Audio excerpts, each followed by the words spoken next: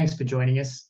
If you haven't seen the other videos in this series, I'm Ivan Fairhall, the CEO of Mawson Gold. And in this video, we're going to spend a little bit more time explaining the business more carefully, what it is that goes into making up the PEA, and hopefully emphasize some of the thinking and rigor which has gone into the designs that underpin the costs, and which we think presents a very realistic development scenario and basis for the economics. So before I get into it, we'll just pause to review the disclaimers, and in particular, I will be making forward-looking statements and necessary investor caution in making investor decisions. Rajapalot is located 35 kilometres west of Rovaniemi, which is the capital of Lapland. It really is a great place to be building a mine. You've got access to workers, it's a logistics hub, there's an international airport there, and the availability of infrastructure close by the project. The site itself has a paved highway within 5 kilometres of it, and there's existing public roads right up to the mine gate within about 500 metres. We have a simple, low-cost layout, underground mining, conventional process plant, power and water discharge are the only new connections to the project required. We understand the area that we're working in very well, and we have extensive baseline surveys we've collected over 12 years, and we've taken a low-risk approach to site the major infrastructure outside of that Natura boundary where most of the deposits sit. This isn't strictly required, but certainly is a de-risking approach, and it's following the footsteps of other precedent Natura permitting processes that have been undertaken in the EU. It's important to remind people also, I think, that everything here is on state-owned land. There's no private landowners, no artisanals, no Indigenous issues, no relocations. This study's had the input of some of the best consulting groups, and they've got extensive Nordic experience, and it's been led by the very reputable SRK Consulting. First off, I think we should just take a little bit closer look at the mine design. The project is comprised of 5 deposits over a 2 by 3 kilometre area. I think the first thing to emphasise is that 90% of the ounces come from 2 mining areas, Polocus and Raya. That's 88% of the tonnes and over 90% of the ounces. We've taken a good look at the mine design for each area to make sure that it is suitable and specific for the geometry of the ore bodies. We've predominantly used long hole open stoping, both transverse and longitudinal, dependent on the deposit thickness, because parts of Polocus, for example, are over 30 metres thick. So we need to be able to take out a lot of rock, and we've made a good effort to get the mine design right to benefit from that mining thickness. There's a small amount of cut and fill over at Yoki because it's a shallower dipping ore body, and we've also used paste backfill. That's why we've got sill pillars, and that's really justified because the ROM grades you'll see are nearly 2.5 times the cutoff grade. So that extra capex and opex is very much justified to get those extra ounces out. The net result of that mine design is that over 85% of the ounces that have been delineated in resources make their way onto the ROM pad.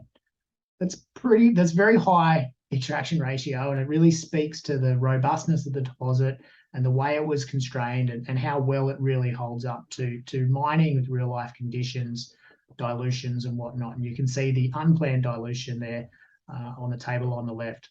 The mining methods we've used produce quite high mining productivities, and you can see those productivities bearing out in the costs. It's very efficient. Underground mining averages about $35 a tonne. We've seen some dilution of grain. The planned dilution is not shown. What's shown in that table there is the unplanned dilution. We do get planned dilution, obviously, of course, that comes out of the stope optimizer and selecting those shapes. Regarding that planned dilution, I do think that there's a case to look at those stopes in the margins in more detail engineering, and that's the sort of optimization we're able to take from this information, work out where there is potential to improve, and take a look at that to make the project better. But it's really key at all points to get the balance right between productivity and dilution. In terms of the mine sequencing, we've been quite careful to take into account mine development rates and not try to be overly optimistic on the rate at which any one deposit can be mined. The graph here on the left shows the total annual tonnage from each deposit per year, building up to make up that 1.2 million tonnes per annum year feed rate into the plant. You can see that Polocus and Raya are doing the heavy lifting. As I said, they're 90% of the ounces in the resource or in the mine plan, and that really provides the base load. It's the other deposits that we mine in sequence to top up the plant. On the right-hand side of the slide there, you can see just a sample of the sort of design effort that has gone into this project, even at this early PEA stage. We've got a mine design that considers all kind of aspects: ventilation, heating, dewatering. There's detail that underpins it. Sure, it's a PEA. There's still a lot of uncertainties and assumptions, but all of those mining parameters have had some thought put into it. The benefit of experienced groups like SRK and realistic evaluation of that gives us a realistic evaluation of the mining conditions and the costs. So all the details there, it's built into the model, and that model becomes a great tool for us to use, to focus the attention moving forward of what really is important to the economics here. Moving on to processing, it really is quite a simple flow sheet. We've got very conventional grinding gravity CIL gold extraction plant producing gold in doré at very high recoveries of 95%. It's the recovery of gold plus that mining recovery that's driving a really great conversion of ounces in the resource to doré produced at 81%. Making sure you get the most from any deposit is economically very important, and as a result, it also lowers the carbon footprint per ounce produced. The latest test work we've done for the PEA reiterated the earlier work that the gold is free and it's very simple metallurgy. That's why we have no expensive energy-intensive refractory processes and the consequent environmental issues that come from that high energy burden and potential other off gases and whatnot. We're also producing cobalt. Rayapalot would be the third largest cobalt mine in Europe, so it is an important part of our story to get right.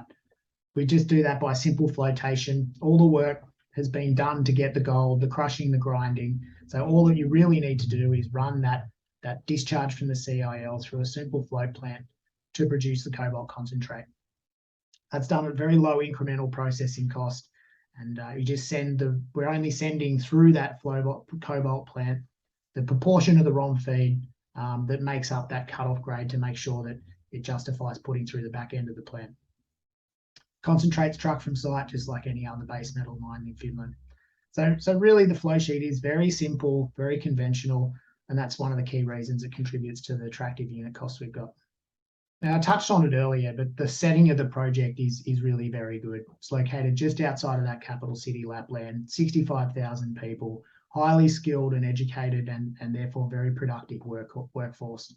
They come at comparatively low cost, particularly when you consider it against more common but similar locations such as Australia or Canada, but often mines are in remote locations and you've got large burdens and high salaries to get people to go and work there. Power is supplied to the project by a new grid power connection, 28-kilometre trunk line that's being built for the project, connecting to an existing substation. We're tapping into 100% renewable excess power that's currently being produced in Lapland and exported to the south. That means our gold, and importantly cobalt, can be produced with high environmental credentials, which is a significant issue, obviously, in that particular commodity market right now. Water management is, of course, important, just here as it is everywhere in the world. The hydro work tells us that the mine will be net positive water producer. So we've included the cost here of both installing water treatment plants and also pumping the water about a distance of about 15 kilometres into discharge into a nearby river. And it's really all about finding the right location that there's sufficient flow. And we've really put a lot of thought in at this stage as to how to plan for success and put forward a credible case there.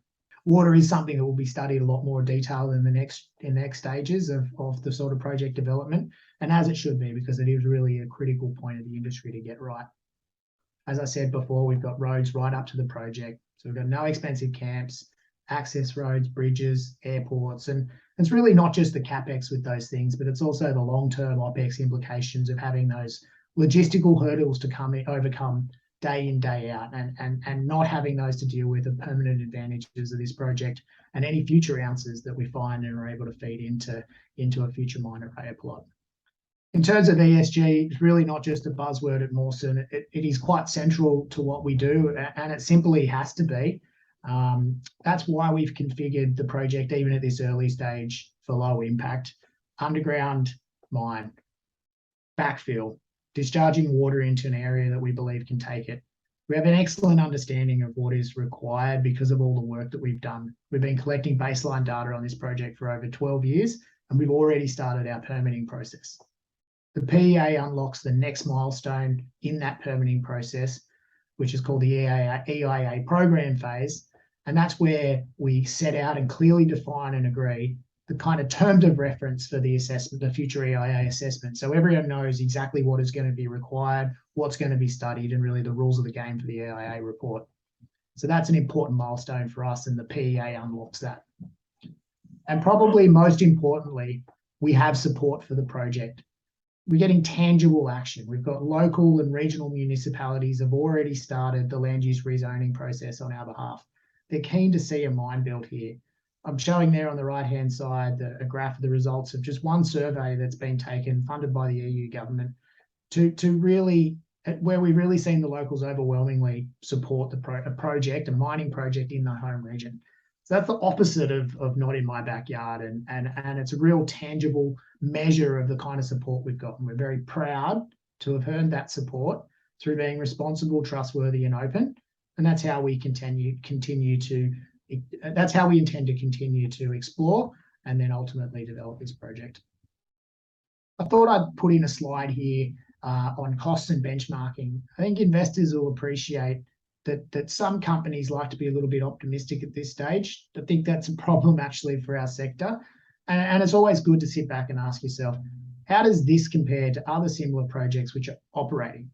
The emphasis there is on the word operating, not just compare yourself to a selection of other studies whose costs have also not been validated.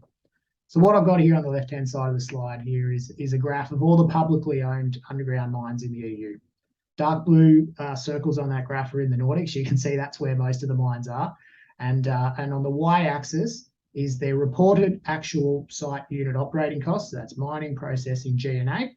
And on the x-axis, what is the scale of their operation, to give you a sense if there's any economies of scale that might make one asset particularly inexpensive over another. And so the big takeaway from this graph is that it really emphasizes not just how well Rajapalot benchmarks, but it also it tells you about the attractiveness of the cost of the Nordics. This is a low-cost place to do business for all of the reasons that I've just been explaining about Rajapalot. And whilst appreciate all operations are different, and that's why we've gone and calculated our own costs, certainly get a lot of confidence that there's other operations that are mining at these costs and cheaper, smaller operations with less economies of scale, mining in an underground way, in a cheaper way. So every project's different, but certainly there are a lot of similarities here. And I thought a particularly interesting example was Mandalay's asset, Björkdal. It's very similar to Mawson. It's located 400 kilometres away in Sweden across the border, very similar in production scale, similar mining method. It's a grinding mill. It's got a flotation plant. Yes, they don't use backfill. Yes, they don't use cyanide. I think it's logical that Mawson's Rajapalot project will be a little bit more expensive, but certainly I think we benchmark very well when you get down to that level of detail and you've got those kind of similarities to compare. But lastly, and certainly not least, we really do believe there is more to find here on the project. On the right-hand side, you can see what we're talking about with mine life extensions. We're going to be assessing the potential for that through drilling down deep. The deepest hole in the resource is 31 metres at roughly 5 grams a tonne gold equivalent in the Pelokas ore body there. So to date, continuity has been excellent. So we believe that very strong potential for resource growth through down deep extensions at Rajapalot. All those deposits are open, and there's just a lot more drilling to do to really understand how deep the system goes. Stepping back, we're really only just starting. Rompus, 6 metres, 617 grams a tonne over on the western side of the project. Very intense gold system has been proven here. We've got 1 million ounces delineated here and making our way into a project on the eastern side of the project. And so there's a huge opportunity to be drilling in between that area, in an area that's never been drilled. The colours on that graph there show that there's a coincident till anomaly. We haven't followed that up. So, we're very excited about the exploration potential in the center of the property. And the intention there is to hopefully find another Rajapalot to really compound the kind of opportunity we've got. So it's a large opportunity, and it's really now's not the time to stop looking. What with the PEA is done is now that we have mine economics to understand the value of finding more. So as a board and as a CEO, the ability to put a real value type equation on finding more. What does it actually add? It certainly provides a compelling sort of capital allocation decision. It's been a pleasure to present a little bit of the detail that's gone into the PEA, and we're very excited to have been here, very excited for what the future holds, and thanks a lot for your attention.